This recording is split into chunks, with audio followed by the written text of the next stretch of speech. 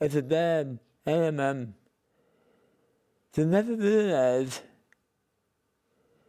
the depth that children are at until the child comes home and tells her, I have HIV. I'm not a judge, and I'm honored and proud to be as his father. Gabriel George Qwana Squeak Na Qwana Skak Isaac George. I'm Gabriel George and I'm a brother to Isaac George. My name is Cyrus George. Isaac George is my late uncle. He comes from a rich, strong people. We are a representation of all our ancestors that went before us. Almost a year before he disclosed the family, he asked me to go bring him to the CDC in Vancouver there near the Vancouver General Hospital. And so I drove him, but he didn't really want to say too much. He didn't have to explain either. I could tell that he was really worried. And I believe it was him going to get his first test. But the amazing thing to was Isaac himself. I learned a lot from him on how to keep living in spite of what's happening. Losing him was really hard for our family. My parents, from the time Isaac was diagnosed, they got involved with Healing Our Spirit, positive living. I'm glad that I could have been there for my brother. My name is Jason Henriksen.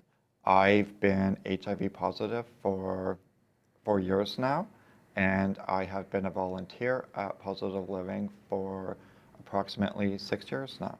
I was suffering from a lot of mental health issues and challenges due to being gay and going through a lot of bullying and really hard times in my high school. So I moved here with my partner when I was 19. My partner, Neil, recommended that maybe I become an associate member and just start as a volunteer in the lounge. The day I found out I was positive, I knew I had Positive Living. It's kind of like I had a big family there. If it weren't for Positive Living, I think the news would have been much, much more devastating. We have 2 healing retreats a year. We'd get a new member in, and then they go on one of these retreats and they come back as totally different people. So it's very life-changing. Because of major budget cuts, we are scaling back and we're only able to put on 1 retreat this year. So we'll probably get around 60 to 100 applications for this one, and we're only going to be able to take 32. The Complementary Health Fund is a program that members can access that covers products and over-the-counter medications that are not covered by the government to keep their immune systems going. So that's things like everything from cough syrup to antihistamines. The CHF would cover up to like $100 worth of products. We are now down to $25. A lot of our members could not afford these products without the Complementary Health Fund. So when we get a new member come in who's just newly diagnosed, from a referral from their own doctor, I refer them to our great peer navigators. Peer navigators are able to very quickly hook them up with doctors, counseling, and any other type of services that they may need. Our peer navigators are positive themselves. They completely understand what a newly diagnosed person is going through and how they're feeling. I'm Billy Bowman from Winnipeg. I've been married to this one for 27 years. I've been positive for 25 years. I am Jeffrey Bear. I'm from Vancouver. I was diagnosed in 1994. I fell ill and I told Billy that maybe I should go to the hospital. The doctor came, I think about a week later, and he goes, well, Mr. Bear, I got really bad news for you. I go, oh no, what could be worse than a cold? He goes, you have full-blown AIDS.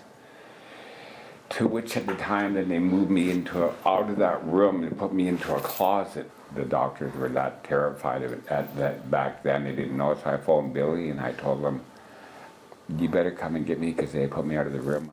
I went down there and there he was crying in bed and I couldn't figure it out. Now I need to know whether I'm HIV positive. So then I found out, yes, I was.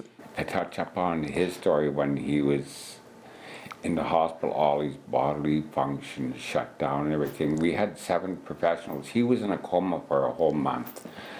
So there was 7 of them that were continuously in my face every day, like, you should really pull the plug on Billy. And I said, well, you know, I can still hear his heart beating and everything. So what we did was we had got a native medicine man and woman that come down after a month, because I said something else has to be done. And just one day, that day they came, he miraculously pulled out of it. So this is like 27 years later and we're still together. We're still here, we're alive, we're happy, and we found such a wonderful place, organization, Positive Living, which is why we're probably still alive today. I've attended about maybe 15 Positive Living Christmas dinners. A lot of the membership didn't have family or were disowned by their families because of the fact that they were diagnosed with HIV and AIDS. I come from an abused home, so it was important to have a Positive Living family put together. And just going to the Christmas dinner, you could feel that warmth and being on disability, which isn't very much, you know, like going there and being able to have something that maybe some families couldn't afford. There is no Christmas dinner the past year. 2017, 2016, there's been so many budget cuts. A lot of societies have shut their doors on people living with HIV and AIDS. Positive Living is probably one of the greatest organizations in the city.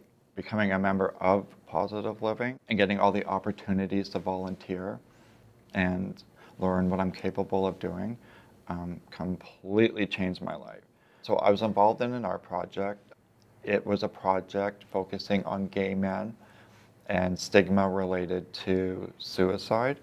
A lot of the subject matter was very, very sensitive to me, but I would not have been able to do that project if it wasn't for Positive Living. My first AIDS walk was before I was born.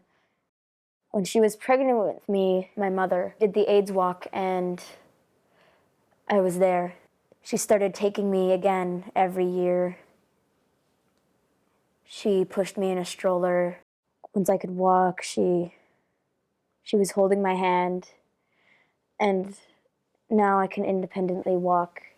When my father and my grandfather do the blessing, I think it's a feeling of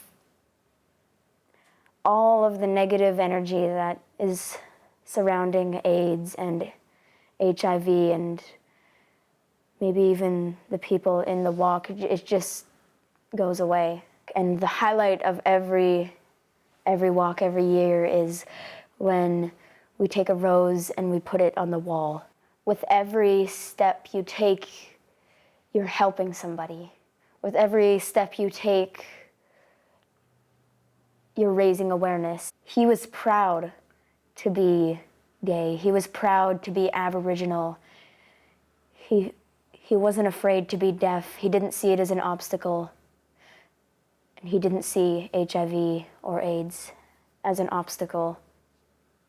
He faced it with a lot of courage.